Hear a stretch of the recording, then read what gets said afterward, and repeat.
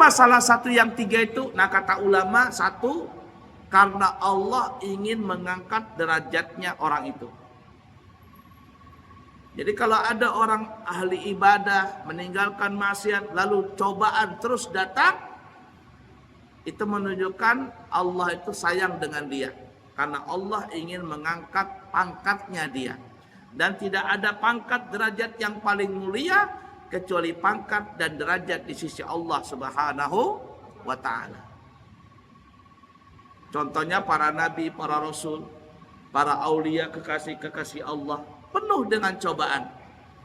Tetapi semakin dicoba, semakin dekat dengan Allah Ta'ala. Satu.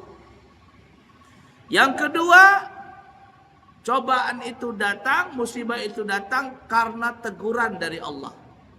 Teguran dari Allah. Dulu waktu miskin, rajin ibadah.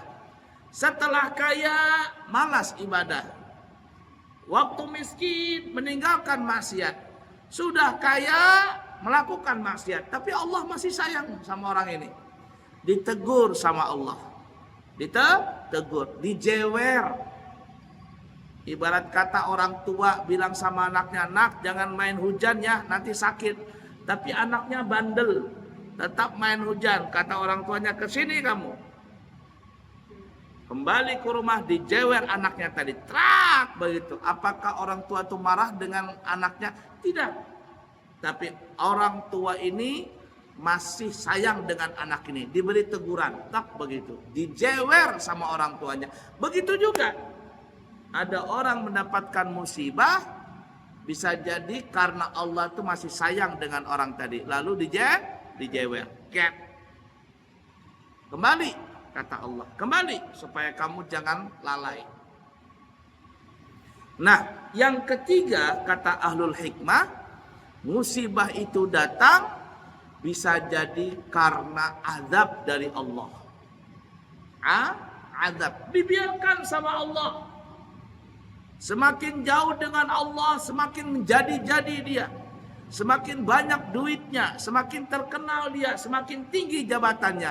Tapi ingat, ketika Allah nanti mencabut nikmat itu, orang itu akan jatuh sejatuh-jatuhnya.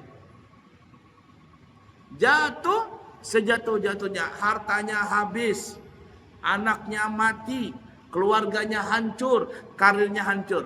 Dan itu enggak sekali dua kali kejadian di dunia ini.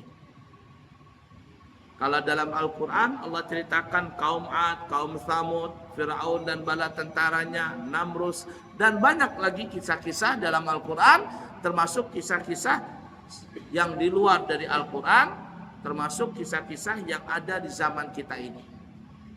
Baik perorangan atau secara umum. Nah, ringkas kata, kita berintrospeksi, muhasabatun nafas, merintrospeksi diri kita. Namanya hidup di dunia ini tidak lepas dari namanya musibah. Tapi musibah itu datang, itu tidak lepas dari yang tiga. Satu, karena Allah ingin mengangkat derajat seseorang. Ujian, guru memberikan soal supaya murid itu naik kelas. Atau mungkin karena teguran. Ya, kalau teguran masih sayang seperti orang tua memarahin anaknya. Atau yang ketiga karena murka dari Allah Ta'ala. Nah, kemudian kata ulama, tandanya musibah itu ujian, tandanya musibah itu teguran, tandanya musibah itu azab. Di mana tandanya kita bisa tahu? Kata ulama ahlul hikmat, lihat kepada orang tersebut. Ketika orang itu diberikan musibah, dia malah dekat dengan Allah, malah menjauhkan maksiat, malah dekat dengan Allah Ta'ala, berarti itu ujian. Ya, berarti itu ujian. Tapi kalau seandainya ada seseorang mendapatkan musibah, standar-standar saja. Ibadahnya tidak naik, maksiatnya juga dia tidak kerjakan, standar saja. Maka itu teguran dari Allah Ta'ala. Tapi yang ketiga, kalau seandainya ada orang mendapatkan musibah, lalu dia jauh dari Allah Ta'ala. Seperti dokter tadi, dia nantang Allah Ta'ala. Dia meninggalkan ibadah. dia mengerjakan maksiat, semakin dicoba, semakin diberikan musibah, semakin nantang dari Allah. Berarti orang itu adalah kena adab atau kena murka dari Allah Subhanahu wa taala. Mungkin seperti itu. Siapa tahu ada pertanyaan, dipersilakan.